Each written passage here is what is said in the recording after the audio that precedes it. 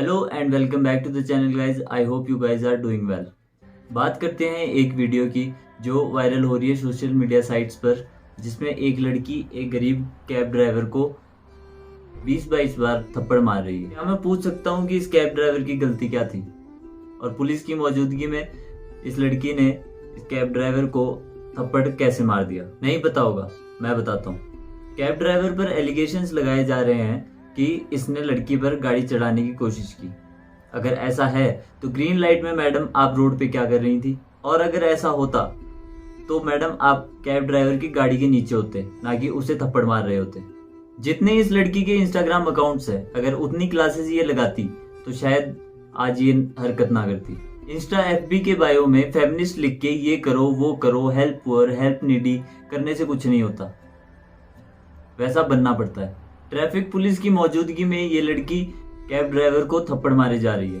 और अगर ये इंसिडेंट इस वाले से जस्ट ओपोजिट होता, जहां पर लड़का लड़की को थप्पड़ मारता, तो लोग क्या करते आप खुद सोच सकते हैं। साला जिस देश में आलिया भट्ट को पुलिस के द्वारा रोके जाने पर आईएएस, सीएम, एमएलए सब हरकत में आ जाते हैं, और किसी गरीब आदमी पर अत्याचार होने पे इनके कानों पर जू तक नहीं रेंगती, उस देश में आप इक्वालिटी की बात कैसे कर सकते हैं?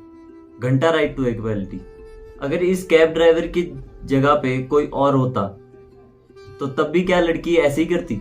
नहीं करती, क्योंकि एक अनएजुकेटेड आदमी को तुम अपने से बहुत नीचे ट्रीट करते हो। उसे तुम ऐसे ट्रीट करते हो जैसे वो अनपढ़ नहीं, साला कोई आतंकवादी हो गया। लड़की अगर किसी पे गलत एलिगेशंस लगाती है तो भी उसे सच माना जाता है, क्योंकि हमारा सिस्टम ही ऐसा है। विक्टिम को जेल में सड़ना पड़ता है जब तक नॉट गिल्टी प्रूव ना हो जाए, फिर उस केस की तहकीकात में सालों बीत जाए। यूट्यूब पे एक चैनल है राजवीर फिटनेस के नाम से। इस बंदे की 2-3 साल पुरानी फ्रेंड ने इस पे गलत एलिगेशंस लगाए थे, और भाई साहब बंदा 8 महीने से जेल में है, क्योंकि 8 महीने से कोई गुनाह ही प्रूव नहीं हो सका। और जिस देश में लोग राइट टू इक्वालिटी की बात करते हैं, वहां पर क्यों आज भी लोग रिलीजन के पॉइंट ऑफ व्यू से लोगों को सपोर्ट करते हैं? ये मुस्लिम है, हम इसको सपोर्ट क्यों करें? ये गरीब है, इसको क्या मुंह लगाना? यही चल रहा है ना।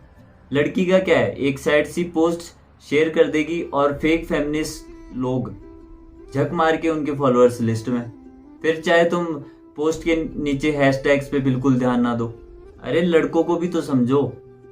तुम्हारे फेक एलिगेशंस की वजह से उनका करियर, उनकी लाइफ, उनकी फैमिली सब डिस्ट्रॉय हो सकता है। तुम्हारा क्या है, वही ग्लिसरीन वाले आंसू, वही सैड पोस्ट, और रातों रात इंस्टाग्राम इन्फ्लुएंसर बन जाओगी। पहले चाहे तुम्हें कोई कुत्ता भी ना पूछे। कुछ टाइम पहले जोमेटो वाला इंसिडेंट आप लोगों को याद होगा। डिलीवरी बॉय को क्या मिला? रेजिग्नेशन लेटर, हेट और पूरी लाइफ के लिए बेइज्जती। और वहीं लड़की को देखो तो 20K फॉलोअर्स से सीधा 150K फॉलोअर्स, फेम, पैसा और इंडिया का सपोर्ट। यूपी में एक फेक केस के चलते एक आदमी 20 साल जेल में बिता देता है, और लास्ट में नॉट गिल्टी बता के उसे रिहा कर दिया जाता है। भैंचोद, एक बनी बनाई कहानी के चलते एक बंदा 20 साल अपनी लाइफ के जेल में बिता चुका है। कौन देगा उसको उसके 20 साल वापस? ये फेक फेमिनिज्म वाले। एक बात कहनी है उन लड़कियों को जो अपने आप को बहुत स्मार्ट और एजुकेटेड समझती है। अगर तुम्हारे साथ कुछ गलत होता है तो तुम्हारे साथ पूरा देश खड़ा मिलता है, तो प्लीज अपने एजुकेटेड और दूसरे के अनएजुकेटेड होने का फायदा मत उठाओ।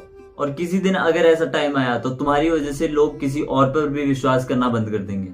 और जो तुम्हें राइट्स दिए गए हैं, उन राइट्स के लिए तुम्हें थैंकफुल होना चाहिए, ना कि उन राइट्स का मिसयूज करो।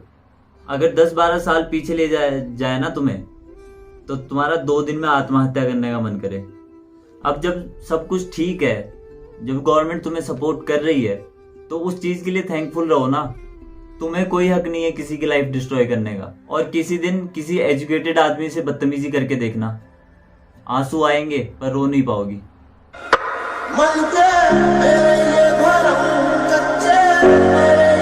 आप लोग, मैं गरीब आदमी हूँ, मेरा मोबाइल तो 25,000 रुपए का मालिक का मोबाइल। हम मांग ये करते हैं, मेरा सबसे पहला जो सेल्फ रिस्पेक्ट, मुझे वो चाहिए, क्योंकि दुनिया ने ये सब चीज देख ली है सर। मैं ये चाहता हूँ मुझे सेल्फ रिस्पेक्ट मुझे मिल जाए,